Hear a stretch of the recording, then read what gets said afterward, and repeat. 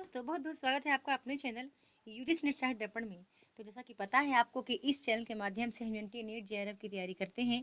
Friends, हमारी ये first paper की क्लास स्टार्ट हो गई है। इकाई 2 आज इकाई 1 को हमने किया है। आप चाहे तो चैनल का प्लेलिस्ट देखकर चेक कर सकते हैं। और साथ ही बताना चाहूँगी कि ये जो हमारे पीडीएफ हैं वो हमारे पेड मेंबर्स को जाते हैं। कई हमारे मित्र ऐसा कहते हैं कि मैम पीडीएफ भी प्रोवाइड कर दें टेलीग्राम पर या ऐसे ही। तो बताना चाहूँगी कि फ्रेंड्स ये पीडीएफ बहुत महत्वपूर्ण है। चाहती हूँ केवल उन्हीं को जाएं जो एग्जाम को लेकर सीरियस हैं और जो हार्ड वर्क करना चाहते हैं और सफलता को अर्जित करना चाहते हैं। तो चलिए बात करते हैं। ठीक है, मैं थोड़ा सा आपको बताना चाहूँगी कि इकाई 2 के जो हमारे पीडीएफ या वीडियोस आपको प्रोवाइड किए जाएंगे केवल 800 रुपये उनमें आपको दिया जा रहा है। साथ ही साथ ये दोनों पेपर आप लेते हैं तो वहाँ पर आपको 3000 रुपये पे करना पड़ेगा। ठीक है, हमारा टॉपिक है शोध अभिवृत्ति। बात करती हूँ कि बड़े ध्यान से आपको सुनना है, शब्दों को समझना है। तथ्यों के खोजने का प्रयास, पुराने तथ्यों की पुनरावृत्ति तथा तथ्यों को सिद्धांतों में परिवर्तित करने की ऐसी प्रक्रिया है जिसका गहनता से अवलोकन किया जाता है। यह घटनाओं को पूर्णता के साथ समायोजित करती है, जिसमें उन घटनाओं का अर्थ एवं महत्व को आसानी पूर्वक समझा जा सकता है। शोध कहलाती है। ठीक है, अब आपको शोध की बहुत सारी बहुत सारी परिभाषाएं आपको देखने के लिए मिलेंगी। साथ ही साथ कहीं पर कुछ मिलेगा कि शोध के लिए बहुत सारे शब्द भी हैं, जैसे शब्द अन्वेषण हो गया शोध के लिए, गवेषणा, खोज, अनुसंधान, रिसर्च, ऐसा है ना। कई ऐसे हमारे विद्वान हैं जो कहते हैं कि किसी क्षेत्र में ज्ञान अथवा सत्यापन हेतु की जाने वाली क्रमबद्ध खोज ही अनुसंधान है ना। तो अनुसंधान के संबंध में सबने अलग अलग विशेषताएं बताई हैं, अलग अलग अपने मत व्यक्त किए हैं, अलग अलग अलग परिभाषाएं दी हैं। तो हम यहाँ पर एक ऑथेंटिक परिभाषा लेने की हमने यहाँ पर आपको बताई है कि यदि ये आप पढ़ते हैं तो शोध के संबंध में बहुत कुछ आप समझ जाएंगे कि तथ्यों के खोजने का प्रयास, पुराने तथ्यों की पुनरावृत्ति। ठीक है, जो पुराने तथ्य हैं, क्योंकि आप जब ऐतिहासिक शोध पढ़ेंगे तो मैंने ये कई चीज़ों को यहाँ पर समाहित किया है।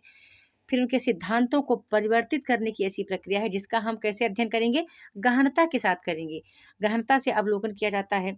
ठीक है, यहाँ पर हमने बताया आपको। आगे थोड़ा सा पढ़ते हैं कि ये भी इम्पोर्टेंट है कि शाब्दिक रूपों में शोध अंग्रेजी रिसर्च के शब्द का हिंदी रूपांतर है, जो दो शब्दों री और सर्च से मिलकर बना है, जहाँ री से तात्पर्य पुनः तथा सर्च से तात्पर्य खोजना होता है। शोध की प्रक्रिया में विभिन्न प्रकार के तथ्यों की खोज को ही रिसर्च या अनुसंधान कहा जाता है। ठीक है, यहाँ तक बात क्लियर हो गई। अब मैं आपको एक बात और कहना चाहूँगी, जब आप शोध पढ़ने जा रहे हैं फ्रेंड्स, ये चीज़ें अभी ध्यान रखना कि आपको शोध की विशेषताएं, शोध की प्रकृति, शोध का उद्देश्य पढ़ना इसलिए ज़रूरी है क्योंकि जब तक कंसेप्ट क्लियर नहीं होगा तो कहीं न कहीं वो तथ्य आपके ज़हन में नहीं बैठ पाएंगी, है ना। तो इनको इग्नोर नहीं करना है, ये बेसिक चीज़ें आपको ज़रूर रखनी है। अब टाइप ऑफ रिसर्च इंपॉर्टेंट है आपके एग्जाम के लिए, ये पूछा जाता है। शोध के चरण महत्वपूर्ण है, ये पूछे जाते हैं। शोध में आईसीटी का प्रयोग इंपॉर्टेंट है, ये पूछा जाता है। शोध नैतिकता पूछी जाती है ना। शोध पद्धतियाँ, कौन कौन से शोध पद्धतियाँ हैं, प्रयोगात्मक, ऐतिहासिक, गुणात्मक, मात्रात्मक। हाँ, तो इन सब का जिक्र हम आगे करेंगे, पर मैं आपको अवगत करा रही हूँ कि कोई टॉपिक आपको छोड़ना नहीं है, अभी सब कुछ आपको तैयार करना है समय रहते।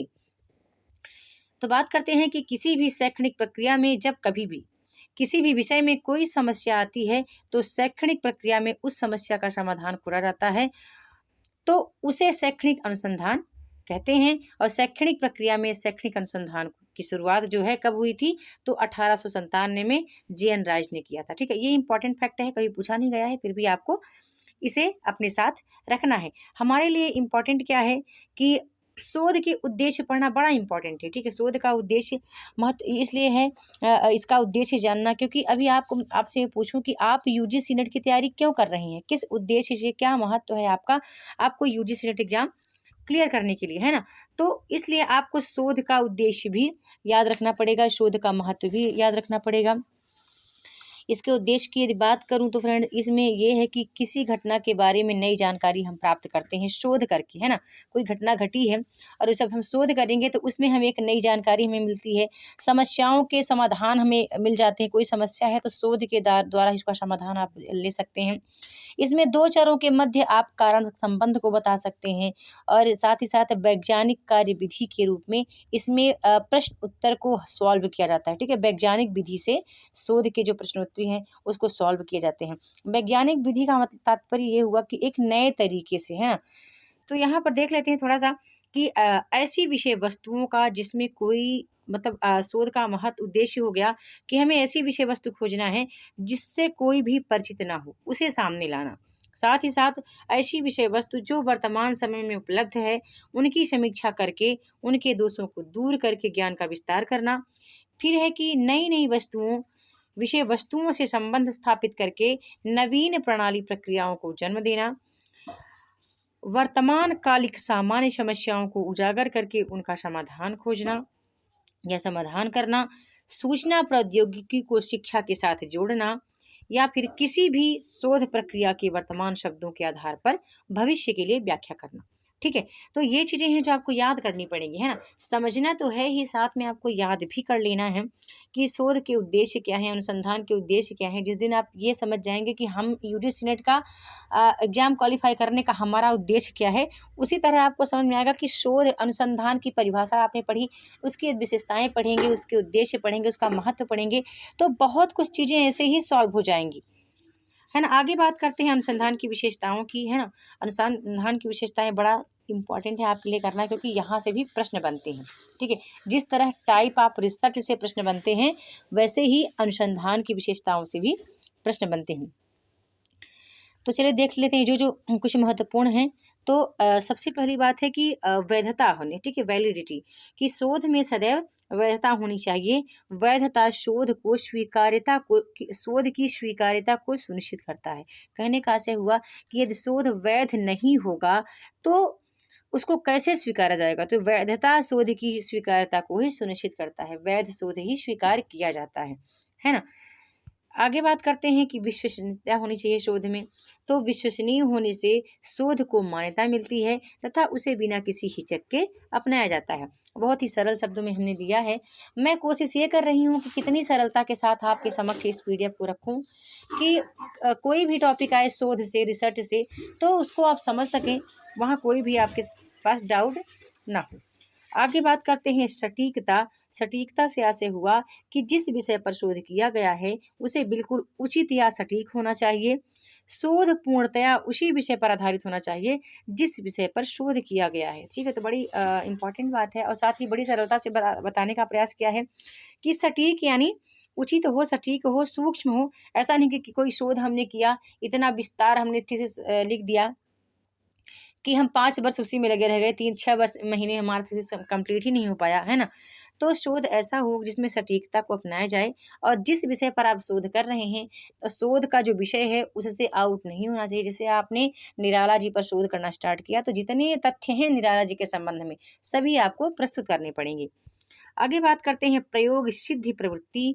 तो इसका आशय हुआ कि शोध में प्रयोग सिद्धि प्रवृत्ति का अभिप्राय है कि शोधकर्ता ने शोध कार्य में उचित वैज्ञानिक पद्धति एवं विधियों का अनुपालन किया है। ठीक है, शोधकर्ता ने उचित वैज्ञानिक पद्धति, एक एक शब्दों पर जरूर ध्यान दिया करें, का पालन किया है। शोध के प्रत्येक चरण का अत्यंत सावधानी पूर्वक परीक्षण किया जाना चाहिए तथा इसे दैनिक जीवन के अनुभवों पर आधारित होना चाहिए। ये बात हो गई प्रयोग सिद्ध प्रवृत्ति के अंतर्गत। आगे बात करते हैं वैज्ञानिकता। तो अनुसंधान में वैज्ञानिक पद्धति का मुख्य उद्देश्य अनुसंधान में नए मापदंडों का प्रयोग होता है। ठीक है, जब भी वैज्ञानिकता की बात आएगी आप समझ लेना कि वहाँ पर कुछ नए तथ्यों को हमें सामने रखना है, नए तथ्यों को उजागर करना है। सैद्धांतिक कार्य वैज्ञानिक विधि के द्वारा तथा व्यावहारिक कार्य क्रियात्मक अनुसंधान के द्वारा किया जाता है। आगे बात करते हैं व्यवस्थित उपागम, सिस्टमैटिक अप्रोच। इसका मतलब हुआ कि शोध कार्य में प्रक्रियाओं का एक व्यवस्थित चरण होता है ना। अभी हम स्टेप ऑफ रिसर्च पढ़ेंगे तो यहाँ पर दिया कि ये व्यवस्थित उपागम, हमारा जो हम जो शोध कार्य कर रहे हैं उसको हम सिस्टमैटिक ढंग से प्रस्तुत करें, उसका जो क्रम है हम व्यवस्थित तरीके से बताएं, तो जिनका अनुपालन किया जाना अनिवार्य होता है। इसी वजह से यह कहा जाता है कि प्रत्येक शोधकर्ता को अपने कार्य में व्यवस्थित चरणों का पालन अवश्य करना चाहिए। सामान्यीकरण फ्रेंड्स बड़ा इंपॉर्टेंट है ना। हमारे रिजल्ट में भी जनरलाइजेशन हुआ है। जनरलाइजेशन का मतलब हुआ कि जब एक बड़ी जनसंख्या हमारे पास होती है, मान लो 10,000 20,000 हो गई, तो वहाँ पर हम जनरलाइजेशन करते हैं कि एक छोटे समूह को हम लेते हैं। छोटे समूह का मतलब हो गया कि हमारे मान लो कि 10,000 विद्यार्थी बैठे थे परीक्षा में, और 10,000 में से केवल पास हुए हमारे कितने, 2500 पास हुए। तो हम अब अलग अलग कैटेगरी हम चुन देंगे कि एसटी का कितना हुआ, जनरल का कितना हुआ, ओबीसी का, जनरल ईडब्ल्यूएस का कितना हुआ, और जितना मान लो किसी का आया है अभी 92 परसेंटाइल, तो 92 परसेंटाइल जिसका बना है, या आपको परसेंटेज में समझाऊं तो या फिर 2500 में ही आपको चुनाव करना पड़ेगा कि कितने अभ्यर्थी जनरल के लिए जाएंगे। जिसका सबसे अच्छा मार्क्स आएगा उसी उसी को सबको उसमें उस कैटेगरी में ले लिया जाएगा, है ना। तो इस तरह जनरलाइजेशन हुआ है हमारे एग्जाम में भी। तो यह शोध की वह विशेषता है जिसे जनसंख्या के एक विशाल समूह पर लागू किया जा सकता है। जैसे कि जनसंख्या संबंधी कोई शोध कार्य किया जा रहा है, तो ऐसी दशा में शोधकर्ता जनसंख्या के किसी छोटे हिस्से पर शोध करता है तथा उसी से प्राप्त आंकड़ों को संपूर्ण जनसंख्या के लिए आधार बनाता है। इस प्रकार हम कह सकते हैं कि शोधकर्ता द्वारा प्राप्त आंकड़ों का सामान्यीकरण किया जा रहा है ना। तो उम्मीद करती हूँ बात समझ में आ गई होगी। नेक्स्ट आता है वास्तविक जीवन के अनुभवों में नियंत्रित, है ना। तो शोध को वास्तविक जीवन के साथ ही जोड़ा जाता है, ना कि शोध में हम कोई काल्पनिक बातों को या मिथ्या बातों को रखेंगे, है ना। बात करते हैं आगे शोध का महत्व। तो शोध का महत्व क्या है, बड़ा इंपॉर्टेंट है आपके लिए, है ना। शोध में क्या क्या चीज़ें हैं जो महत्वपूर्ण है, तो देख लेते हैं। शोध शिक्षक के कौशल में सुधार करता है तथा इससे विद्यार्थियों की उपलब्धियों में वृद्धि होती है। नेक्स्ट है शोध के माध्यम से नई औषधियों एवं तकनीकों का आविष्कार कर गंभीर एवं लाइलाज बीमारियों का उपचार ढूंढा जाता है। अगला है कि शोध किसी भी देश की अर्थव्यवस्था में सुधार करता है तथा उसे द्रुत गति प्रदान करता है। नेक्स्ट है शोध युवाओं एवं छात्रों को नए अन्वेषण करने का अवसर प्रदान करता है तथा उनके भविष्य को संवारता है। सत्य ज्ञान की खोज करना भी शोध का एक महत्व है। मानव समाज को नवीन ज्ञान एवं गति प्रदान करना भी शोध के महत्व के अंतर्गत आता है। इसमें बहुत सारी बातें हैं जहाँ व्यक्ति का बौद्धिक विकास होता है। ज्ञान के विकास में ये सहायक है शोध, क्योंकि जब शोध अनुसंधान कोई करने जाएगा तो बहुत से उनके मतलब उनको ज्ञान प्राप्ति ज्ञान उनका उजागर होगा, है ना। क्योंकि जब समस्याएं आती हैं तभी हम समाधान ढूंढते हैं, और समाधान ढूंढने से ही हम कहीं ना कहीं ज्ञानवान बनते हैं। तो ये चीज़ें हो गई। आगे हम शोध के चरण पढ़ेंगे, और शोध का चरण फ्रेंड्स इतना इंपॉर्टेंट है, आप पूछेंगे क्यों, क्योंकि यहाँ से प्रश्न बनता है, ठीक है। ये स्टेप ऑफ रिसर्च तो आपकी परीक्षा में पूछा ही जाता है। साथ ही साथ जैसे प्रश्न कहाँ से बनता है, एक है कौन सा, परिकल्पना का निर्माण, एक परिकल्पना से प्रश्न बनता है। दूसरा बनता है हमारा परिकल्पनाओं का विश्लेषण तो बनता ही है, सामान्यीकरण से प्रश्न बनता है। तीसरा बनता है शोध प्रारूप का निर्माण, ठीक है। शोध प्रारूप का निर्माण हुआ शोध डिजाइन से, है, शोध डिजाइन से प्रश्न बनता है। फिर प्रोजेक्ट का संपादन से ही प्रश्न बनता है। फिर साथ में साथ यहाँ पर रिपोर्ट तैयार करना, आंकड़ों का विश्लेषण, यहाँ सबसे प्रश्न बनते हैं। यहाँ मैंने 11 स्टेप लिए हैं।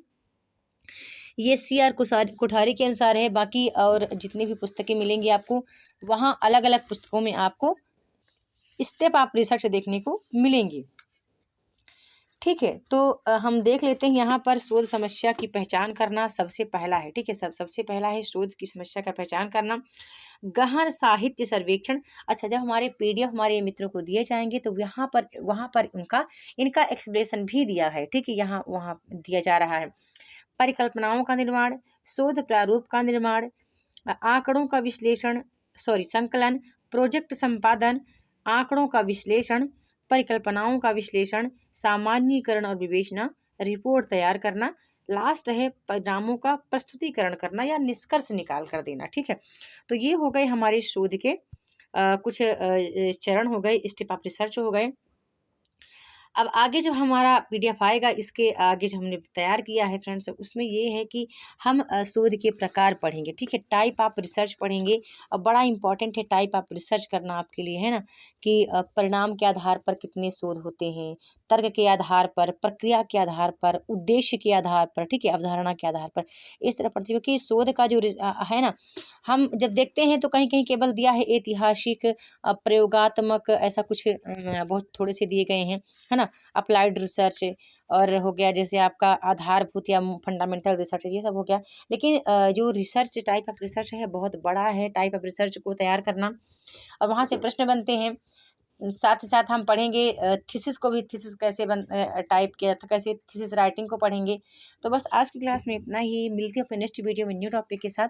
तो वीडियो के साथ बने रहने के लिए बहुत बहुत धन्यवाद।